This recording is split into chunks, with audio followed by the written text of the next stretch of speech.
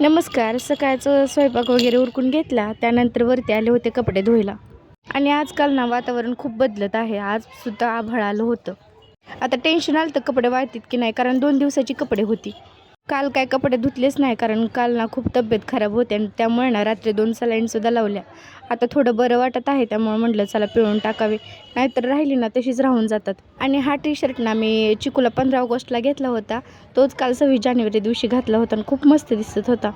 आता सगळी कपडे धुवून झाली होती, पण चिकूचा स्वेटरसुद्धा धुतला होता, म्हणून त्याच्यातलं सगळं पाणी काढून घेतलं. आता ऊन तर नाही, त्यामुळं काय वाळणारच नाही. पण बघू म्हटलं वाळला तर वाळा, म्हणून सगळं पाणी काढून त्याला वाळत घातलं. आणि झाडं म्हणत होती, "तू आजारी आहे, आम्ही नाही, त्यामुळे आमच्याकडे थोडंसं लक्ष दे, नाहीतर आम्ही पण आजारी पडू." त्यामुळे ना सगळ्या झाडांना थोडं थोडं पाणी घातलं.